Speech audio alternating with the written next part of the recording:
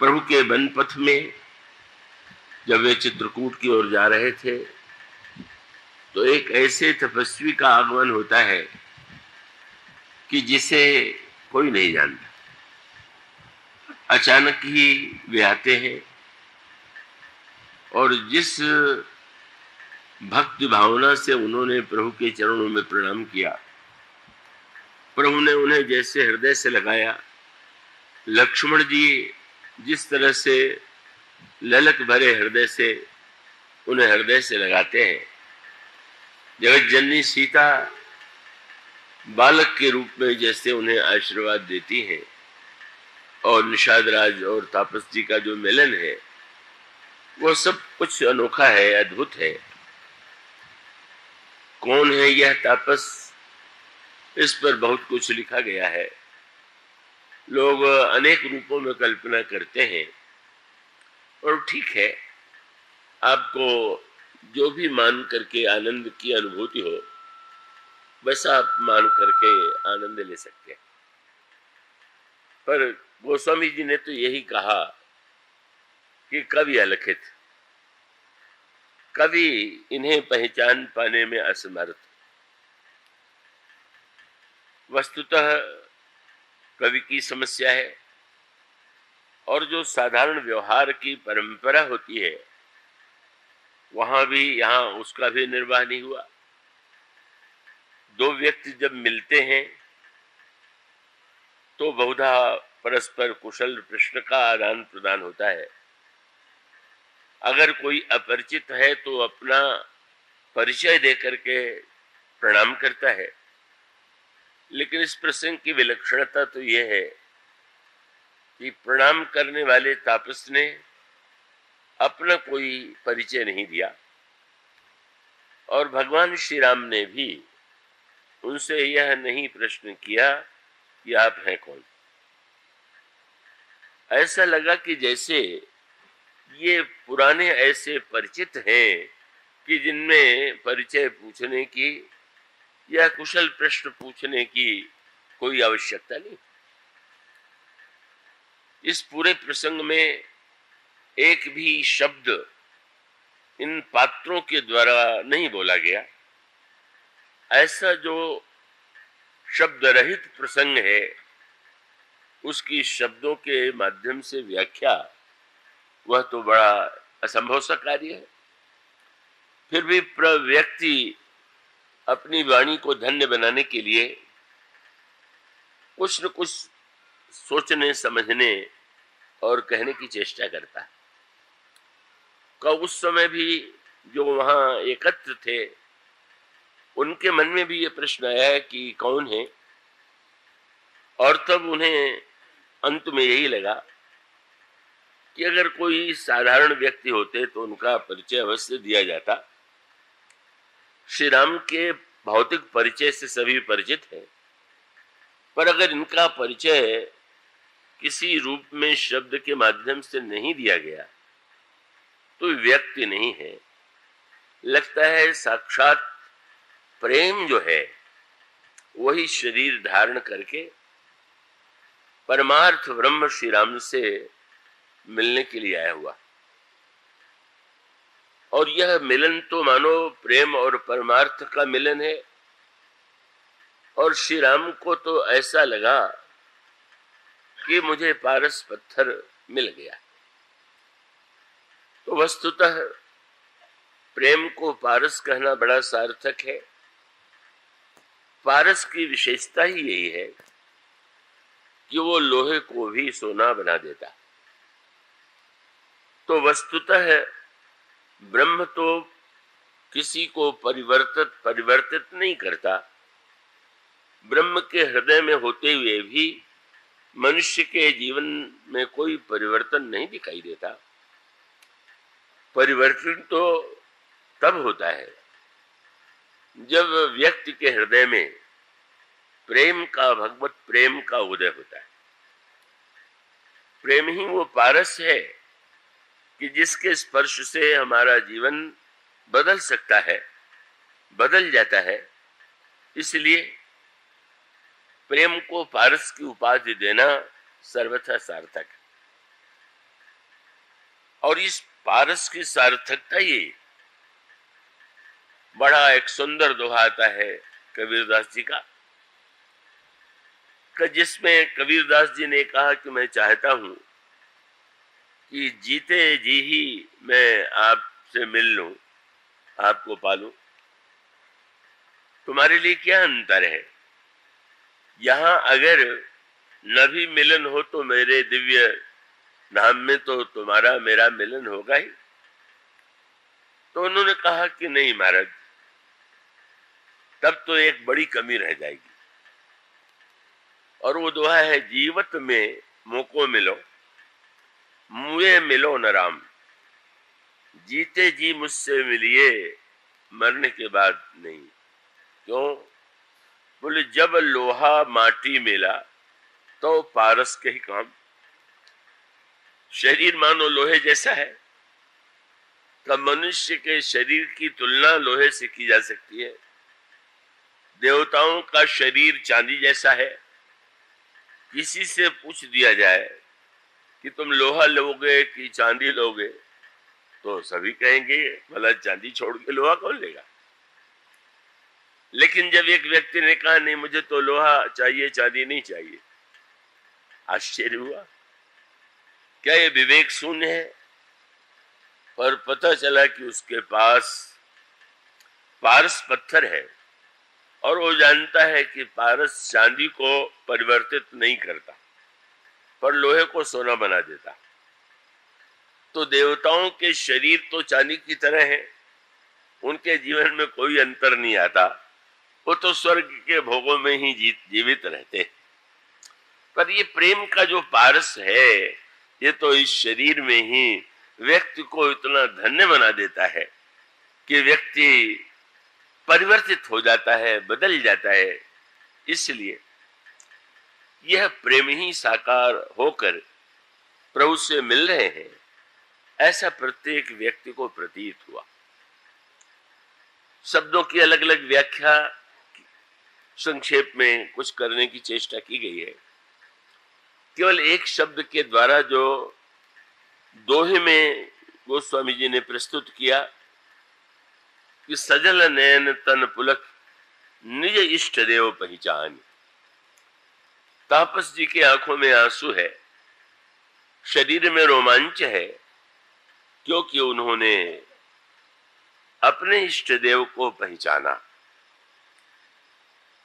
पर उतना ही नहीं, एक शब्द और जोड़ दिया गया, निज इष्ट देव पहचान। अपने निज जो उनके इष्ट देव हैं, उन्होंने उन्हें पहचान लिया। वस्तुतः हमारा जब किसी से परिचय होता है तो कितना अच्छा लगता है। जब किसी से आपका अपनत्व जुड़ता है तो कैसा संबंध की प्रगाढ़ता का उदय हो जाता है। लेकिन कब अपने बनने वाले पराये बन जाते हैं, कब पराये अपने होते हैं, इस विषय में कौन कह सकता है। किंतु ईश्वर को पहचानने का अर्थ क्या हुआ? हमारा आपका सबका सबसे पुराना परिचित कौन है? कौन वह है कि जिसके विषय में हम ये कह सकें ये तो हमारे बड़े पुराने परिचित। परिचित के बाद जब पुराने शब्द का प्रयोग कर दें तो और महिमा बढ़ जाती है।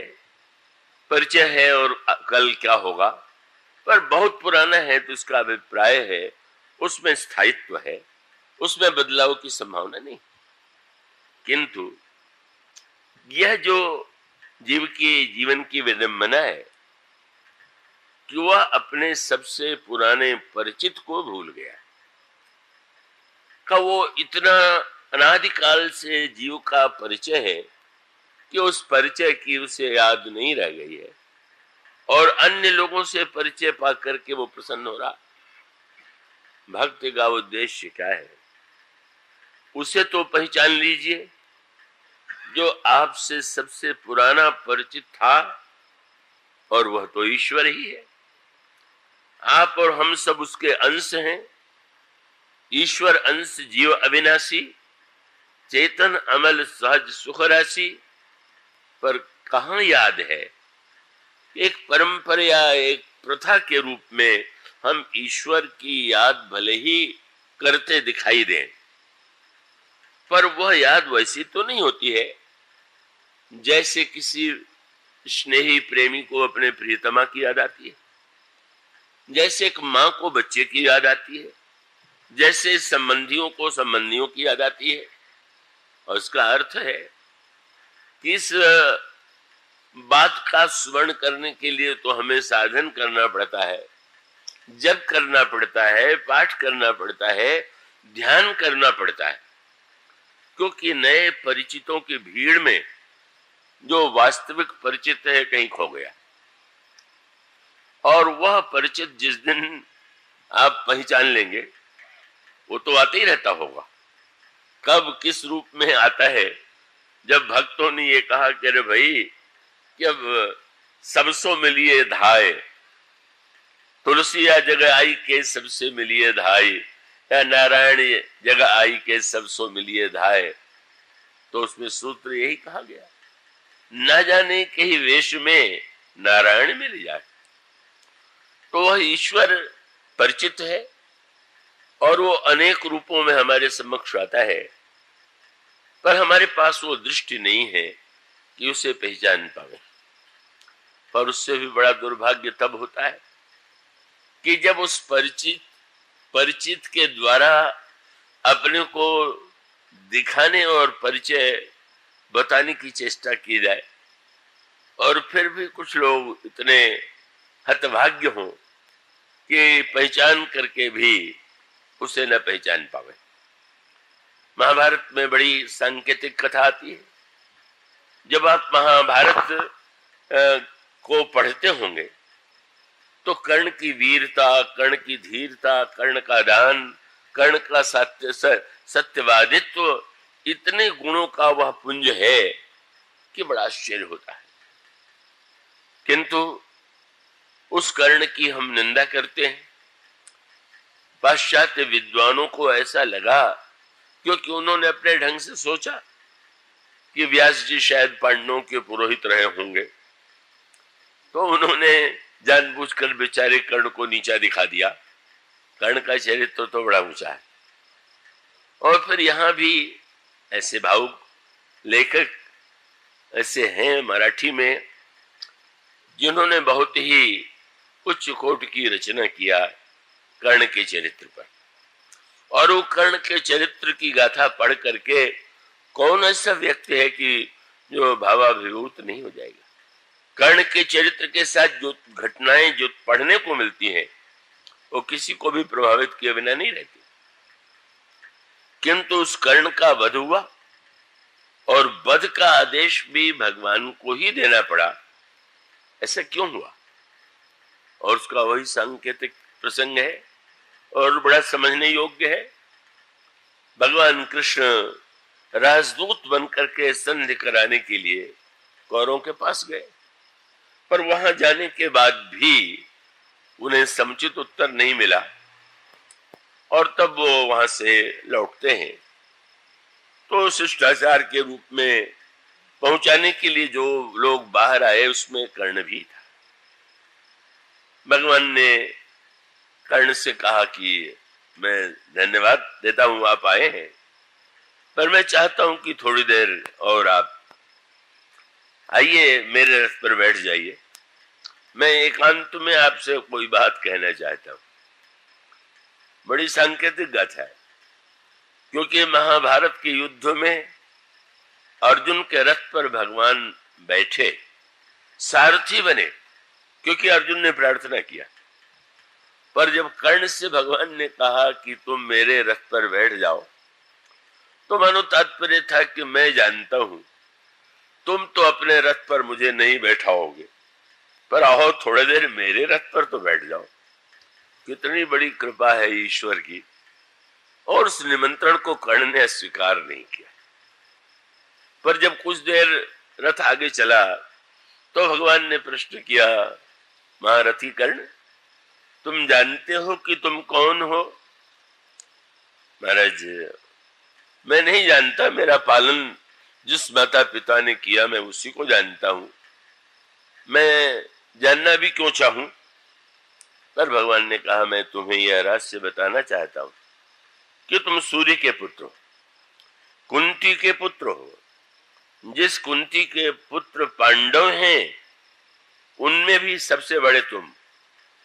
लोकापवाद के भय से मां ने तुम्हारा परित्याग कर दिया था, बहा दिया था, तुम्हारा पालन किया और तुमने उनको माता पिता के रूप में देखा। लेकिन जब तुम यह जान लोगे तो मुझे विश्वास है कि तुम दुर्योधन का साथ छोड़ करके पांडवों की ओर आओगे। और सत्य तो यह है कि राज सिंहासन पर तुम्हें बैठाया जाएगा, युधिष्ठिर और सारे पांडव तुम्हारी सेवा करेंगे। बहुत बड़ा प्रलोभन था, पर दुर्योधन ने कहा कि नहीं, आपने बताया मैं मान लेता हूं, फिर भी मैं दुर्योधन का साथ नहीं छोड़ूंगा, सिंहासन के लिए भी नहीं छोड़ूंगा। बहुत बड़ा त्याग था। लोगों को लगता है कि इतने बड़े प्रलोभन को भी जिसने ठुकरा दिया हो, कि वो कितना अधिक मैत्री धर्म का निर्वाह करने वाला था। अपने स्थान पर यह बात हो सकती, किंतु कैसी विडंबना है। और वो विडंबना यह है कि वह वास्तविक संबंध को, वह सूर्य का अंश है, प्रकाश का अंश है। वस्तुतः सूर्य तो भगवान की ही दृष्टि है। नयन दिवाकर कच घनमाला, सूर्य भगवान के नेत्र हैं। भगवान ने कहा तुम सूर्य के पुत्र हो। मानो यह सत्य केवल कर्ण के ही संबंध में नहीं, सभी के लिए। हम किसके पुत्र हैं?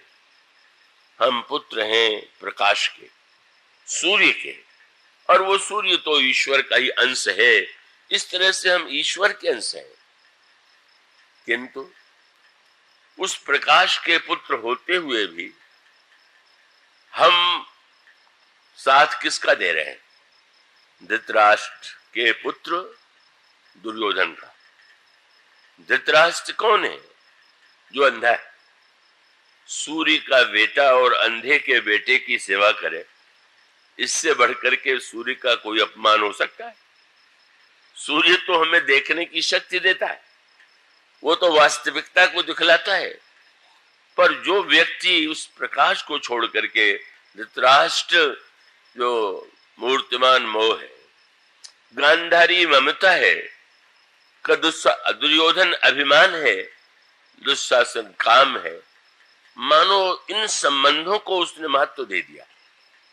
ठीक है, दुर्योधन ने मैत्री भावना का परिचय दिया था, लेकिन उसके पीछे उसका जो स्वार्थ था वह वस्तुतः दूसरा था। तो वो दुर्योधन का साथ देता है क्योंकि लोक दृष्टि में वो बताना चाहता है कि मैं कितना बड़ा त्यागी हूं।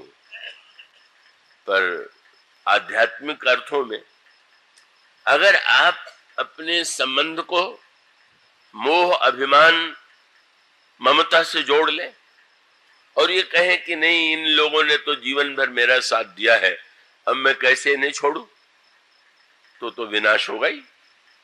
भगवान तो कह देते हैं कि भाई अगर तुम लोक दृष्टि में एक नायक बनना चाहते हो तो बनो, पर मेरी दृष्टि में तो तुम नायक नहीं हो। ईश्वर की दृष्टि में नायक और लोक की दृष्टि में नायक, उसमें बड़ा अंतर होता है।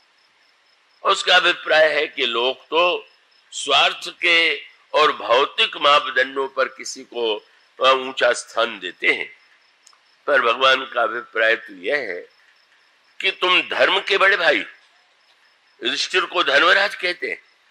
धर्म और ज्ञान का संग होना चाहिए, और तुम धृतराष्ट्र के रूप में एक मोहन अंध की ही का अनुगमन कर रहे हो।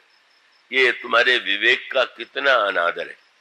पर यह केवल कर्ण के लिए नहीं है, हम सब लोग कर्ण कहीं न कहीं कर्ण है। रामायण में भी एक कर्ण है, महाभारत में भी एक कर्ण है, हाँ, इस कर्ण के साथ वह शब्द नहीं है जो रामायण के कर्ण के साथ। रामायण में जो कर्ण है वो कुंभकर्ण है। कर्ण माने सारे इंद्रियों में कान जो है, कान को ही कर्ण कहते हैं। मानो व्यंग यह है कि कर्ण वही है कि जो अपनी प्रशंसा दूसरों से सुनने के लिए बेचैन रहता। लोग मेरे विषय में क्या कहते हैं, लोग क्या कहते हैं, क्या जानते हैं। मानो जिसकी वृत्ति केंद्रित हो गई लोक प्रशंसा पर, कर्ण में जो केंद्रित हो गया वो तो वही कार्य करेगा कि जिसके द्वारा लोगों की दृष्टि में वो नायक बने। पर ईश्वर कहता है कि नहीं नहीं, तो सत्य नहीं। यही विभीषण के साथ हुआ। विभीषण को वह सम्मान नहीं मिला क्योंकि लोगों ने कह दिया घर का भेदी लंका ढा। मानो अगर वो रावण को छोड़ करके न जाता तो बहुत सज्जन था, और छोड़ करके चला गया तो बड़ा स्वार्थी था। क्यों? वह मापदंड हम लोग अपनाते इसीलिए कि जिससे हमारी बुराई का जो साथ दे वही अच्छा है, और जो बुराई का साथ न दे किस काम का हमारे। मानो ईश्वर हमारे जीवन में केंद्र में नहीं है, स्वार्थ हमारे जीवन में केंद्र में। और इसलिए ईश्वर की बात कर्ण ने यह भी कह दिया कि देखिए मैं आपकी बात पर विश्वास करता हूं, पर लोग क्या कहेंगे कि मैंने राज्य के लोभ से दुर्योधन का साथ छोड़ दिया। नहीं नहीं, मुझे ऐसा है। और ये भी कह दिया कि मैं जानता हूं कि मैं मारा भी जाऊंगा, फिर भी मैं असमर्थ हूं दुर्योधन का साथ छोड़ने में। सचमुच बुराई छोड़ने में व्यक्ति की लाचारी ही यही है कि वो कहता है कि मैं नहीं छोड़ पाता, मैं नहीं छोड़ सकता। और तब भगवान कहते हैं कि ठीक है, अब मैं क्या कर सकता हूं। अगर एक रोगी कहने लगे कि हम इस वृत्ति इस वस्तु को नहीं छोड़ सकते, चाहे जितना कष्ट दे लेकिन वो तो हमारे प्रिय है, तो उसका तो शरीर नष्ट हुए बिना नहीं रहेगा। इसलिए भगवान की करुणा कर्ण को वो याद दिलाते हैं। बस अंतर यही तो है, अर्जुन को उन्होंने जो सुनाया उसे अर्जुन ने सुना, उसे स्वीकार कर लिया, और कर्ण को भी उन्होंने सुनाया पर सुन करके भी उसने उसे अनसुना कर दिया। इसीलिए आध्यात्मिक अर्थों में कर्ण हमारे लिए अर्जुन के समान वंदनीय नहीं है। इसलिए मानो इसका अभिप्राय यह है कि सही अर्थों में आगे चल करके भगवान ने और भी करुणा का परिचय दिया। जब दुर्योधन ने भीष्म पितामह से प्रश्न किया कि दोनों ओर के महारथियों के विषय में आप उनका नाम तो बता दें, तो उन्होंने पांडवों के महारथियों का नाम बताया, और अंत में दुर्योधन के साथ जो महारथी थे उनका नाम लिया। पर दुर्योधन को बड़ा आश्चर्य हुआ कि कर्ण का नाम ही उन्होंने नहीं लिया।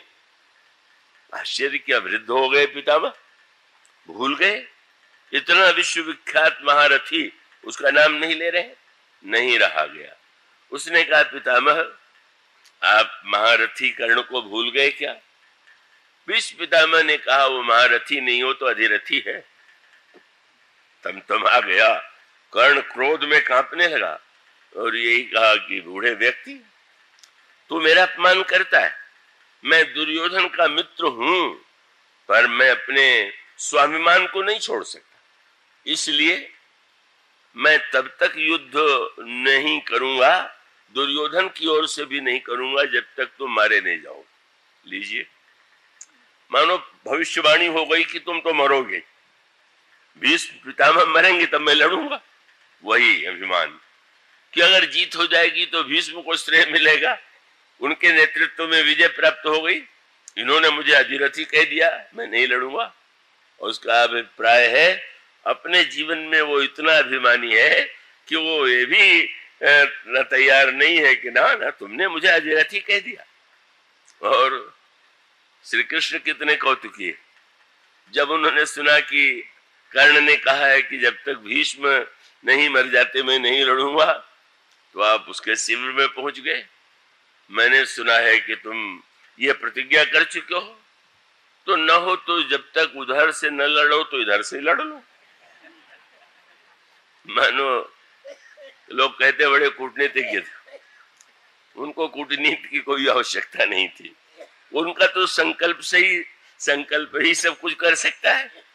पर वह करुणा थी कि अच्छा भाई चलो कुछ दिन तो साथ कर लो, शायद 10-5 दिन लड़ करके ही तुम्हारी बुद्धि बदल जाए। यह उनकी करुणा है।